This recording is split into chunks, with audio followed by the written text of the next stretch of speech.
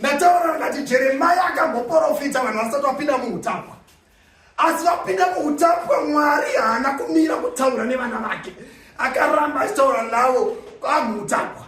Vapinda muutapwa, Jehovha aitaura kuti tendeukai. Haleluya. Udza munhu anotiva kuti tendeuka kana. Indiri kumba kunobotora dzangu simbi dzese dzandisasade ndashayiwa mari pepe. Kandadziunganidza nzodzate chihupi chakadai. Vakomana vanotenga maskrepo obva auya. Obva ati avuma notoreka simbi idzi. Obva ndipa hotel ziki. Nekuwanda kwadzinenge dzakaitwa nepachi mari isikakwaniri lofu rechingwa.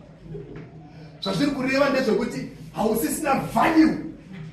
Hauchashande kwandiri. Hausisina chibetsero kwandiri. Handisisina benefits.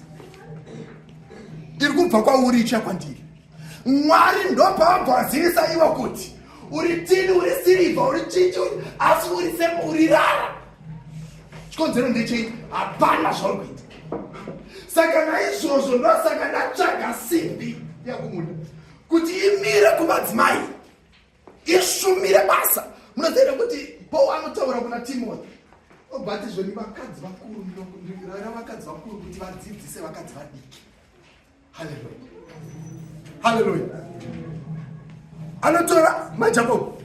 Jehovha anokutarisai but imimi ndinogona kudzidzisa mayuda kuti vagare mukati menzira dzakarurama, vapfeke nhumbi dzakarurama. Muri simbi but muri rara. Haleluya.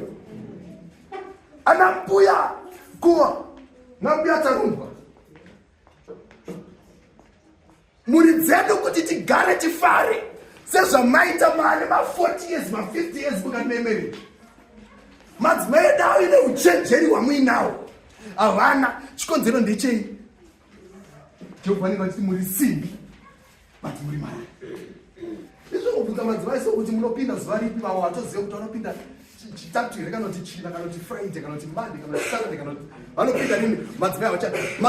Madzimai vekomiti madzimai vakamboedza kugadzirisa kuti takumbopinda Sunday after church, hameno chichakazoitika. Zvivanhu takumbopinda Thursday, hameno chichakazoitika. Vanzi murikuona vari kuedza kugadzirisa but iwe wacho uda kugadziriswa, ufuti hausi kuda kugadziriswa.